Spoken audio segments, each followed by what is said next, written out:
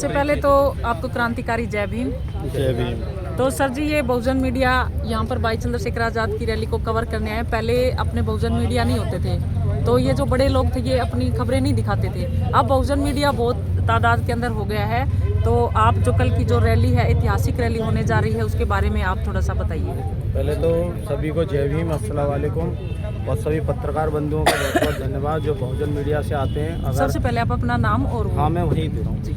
पहले तो आप सभी पत्रकार बंधुओं का बहुत बहुत धन्यवाद। मेरा नाम आमिर उस्मानी है, वर्तमान में ज़िले का प्रभारी हूँ आज़ाद समाज पार्टी भीम आर्मी से जी।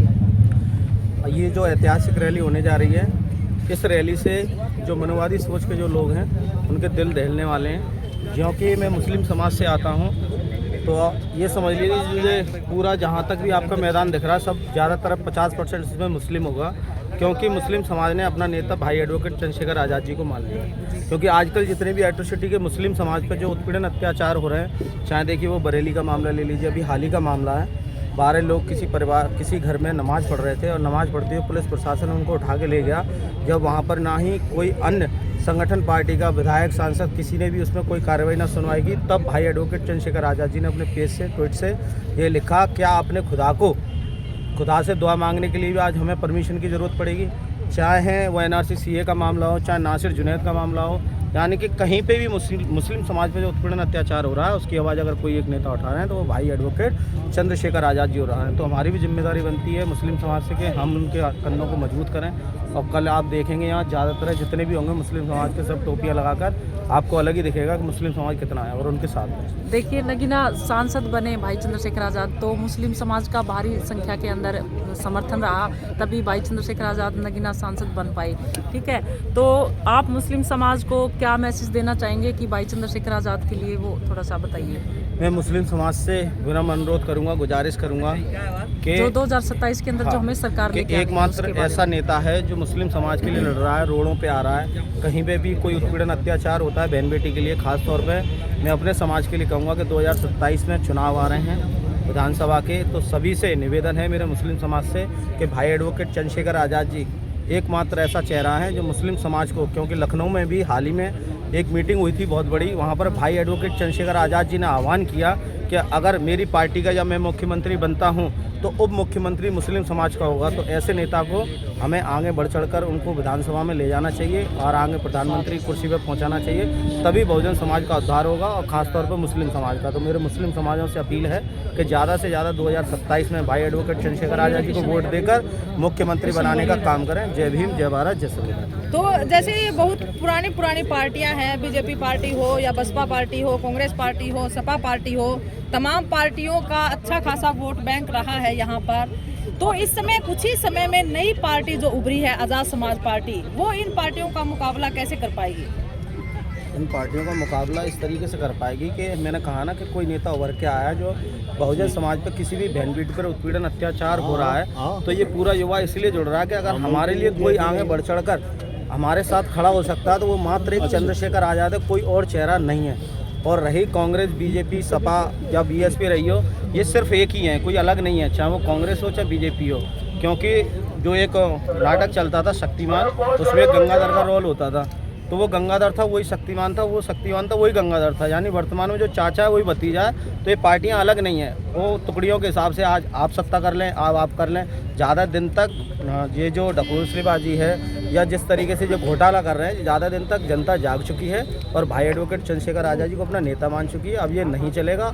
हमें जो सत्ता चाहिए वो बहुजन समाज की चाहिए, चंद्रशेखर आज़ाद जी के चाहिए और वो पाकर रहेंगे। इसीलिए हम संघर्ष कर रहे हैं, इसलिए इतना बड़ा जो है हमारी धरना सेठों की पार्टी तो है नहीं। कल आप लोगों को देखने को मिलेगा यहाँ लाखों लोग, लाखों की तादाद में मौजूद होंगे। वो सिर्फ इसीलिए होंगे कि अगर हमारा कोई भला कर सकता है तो भाई चंद्रशेखर आज़ाद, चंद्रशेखर आज़ाद, चंद्रशेखर आज़ाद। तो कल भाई चंद्रशेखर आज़ाद जी को जो यहाँ पर लोग मौजूद होंगे वो केवल एक भीड़ होगी या फिर भाई चंद्रशेखर आज़ाद जी को वोट भी करेंगे? नहीं, वो एक मात्र भीड़ नहीं है, वो उनके समर्थक हैं, उनको चाहने वाले हैं कि उन्हें लग रहा है कि हाँ ये हमारा कुछ कर सकता है नेता। और कोई भीड़ का हिस्सा नहीं है, सब समर्थक हैं और अपनी मर्जी से आ रहे हैं। सिर्फ वो अपने नेता को सुनने आ रहे हैं, देखने आ रहे हैं कि हमारा नेता किस तरह, अभी तक उन्होंने लाइव या टीवी पे देखा है, टीवी पे देखा, अब लाइव देखेंगे। अपने नेता को लाइव सुनने के लिए आ रहे हैं कि हमारा जो नेता रोडों पे हमारे लिए संघर्ष कर रहा है वो किस तरीके से हमारे लिए संघर्ष कर पाएगा। इसीलिए वो सब आम जनता आ रही है। हमने सिर्फ अपील की है, ना किसी को पैसे से बुलाया जा रहा। काफ़ी लोग मीडिया के माध्यम से, कुछ वैसे मीडिया पत्रकार बंधुओं को ये दिखा रहे हैं कि लोगों को पैसे दे के बुलाया जा रहा है। ऐसा नहीं है, हमारे पास कुछ भी नहीं है। हम ज़मीन से जुड़े हुए लोग हैं। सिर्फ भाई के संघर्षों को देखते हुए भाई के लिए भीड़ आ रही है, पैसे से बुलाई हुई भीड़ नहीं है। अपने 2 रुपये, 4 रुपये, 5 रुपये, 10 रुपये, 20 रुपये, 50, 100 रुपये कर उन्होंने खुद ही बसें की हैं और उन्हीं बसों के माध्यम से लोग यहाँ आ रहे हैं। पैदल आएंगे, किराए से आएंगे, बहुत दूर दूर से आएंगे। तो ये भाई के लिए प्रेम है कि उन्हें लग रहा है कि ये कुछ करेगा ये हमारे लिए। एक लास्ट क्वेश्चन, दलित और मुस्लिम एकता अगर रंग लेकर आती है तो आप भाई चंद्रशेखर आजाद जी से क्या उम्मीद रखते हैं? दलित और मुस्लिम एकता तो रंग ला चुकी है, तभी तो भाई बिजनौर और नगीना लोकसभा से सांसद हैं। 52% की जो वोटिंग है मुस्लिम समाज की, अगर उन्होंने समर्थन नहीं दिया होता भाई एडवोकेट चंद्रशेखर आज़ाद जी को, तो वो आज शायद नगीना से सांसद नहीं हो पाते। उन्हें उम्मीद है, पूरा भरोसा है कि हमारा अगर कोई भला कर सकता तो मात्र एक एडवोकेट चंद्रशेखर आज़ाद जी हैं। और पूरी मुस्लिम और दलित समाज, दलित तो पहले से ऑलरेडी उनका है और मुस्लिम भी समझ चुका है कि अगर हमारा कोई लीडर है एकमात्र चंद्रशेखर आज़ाद है। और यही यहाँ पर जो बेरोजगारी है, जिस तरीके से बहन बेटी पर उत्पीड़न हो रहा है, बलात्कार हो रहे हैं आए दिन, अगर इसको कोई दूर या ख़त्म कर सकता है जड़ से तो चंद्रशेखर आज़ाद है, एकमात्र चंद्रशेखर है। ये इतनी बड़ी जो भीड़ आती है रैलियों के अंदर, तो पुलिस प्रशासन का रवैया मतलब बिल्कुल, थोड़े से पुलिस प्रशासन होते हैं और इनका मनुवादियों का इतना बड़ा कार्यक्रम होता है, उसके अंदर इतने ज़्यादा भीड़ कम होती है लोगों की और पुलिस प्रशासन इतनी ज़्यादा तादाद के अंदर लगा दिए जाते हैं। तो क्या बहुजन समाज के लोग नहीं है जो इतनी संख्या के अंदर जो लोग आते हैं, तो प्रशासन के रवैये के लिए क्या कुछ कहना चाहोगे? तभी तो कहा है पॉलिटिक्स इज द मास्टर की, यानी सत्ता वो चाबी है जिससे सारे दरवाजे खुल सकते हैं। इन लोगों के पास विधायक, सांसद, मंत्री अन्य पार्टी के हैं, बीजेपी के हैं, तो वो अपनी पावर का इस्तेमाल तो करेंगे। इसीलिए तो सरकार में सत्ता की बहुत भागीदारी होती है। सत्ता इसीलिए ज़रूरी है जब हमारे लोग विधायक, सांसद विधानसभा में होंगे, संसद में होंगे। लेकिन फिर भी लोग इनको वोट देते हैं, तभी तो बीजेपी पार्टी आती है। ये जब भी तो कहा ईवीएम को बदलो, जब तक ये मशीनें चलती रहेंगी यही हाल होगा। तभी हमारे भाई ने भी इसका पूरा विरोध किया। आपको भरोसा है कि मशीन में गड़बड़ी है? बिल्कुल 101%। ये तो हमारे खुद राष्ट्रीय अध्यक्ष चंद्रशेखर आज़ाद जी ने भी कहा कि ईवीएम को हटाकर बैलेट पेपर से वोट डलवाए जाएं, तभी दूध का दूध, पानी का पानी हो जाएगा। आम जनता वोट दे नहीं रही है और ये लोग जीत रहे हैं और पहले से ही देश का प्रधानमंत्री है, वो कह देते हैं कि हमारी इतनी सीटें आएंगी। उनको कैसे पता रहता है कि हमारी इतनी आएंगे? और एग्जैक्ट पोल उतना ही रहता है, उससे बढ़ के योग कम नहीं होगा। तो आप एक आंकड़ा कैसे बता सकते हो?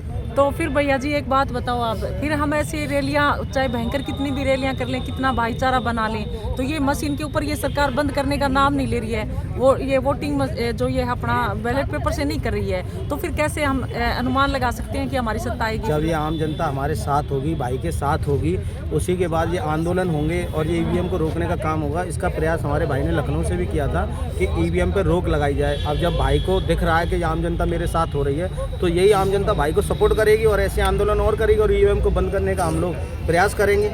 मैसेज तो यही देना चाहते हैं। बिल्कुल ठीक है, जय हिंद। ठीक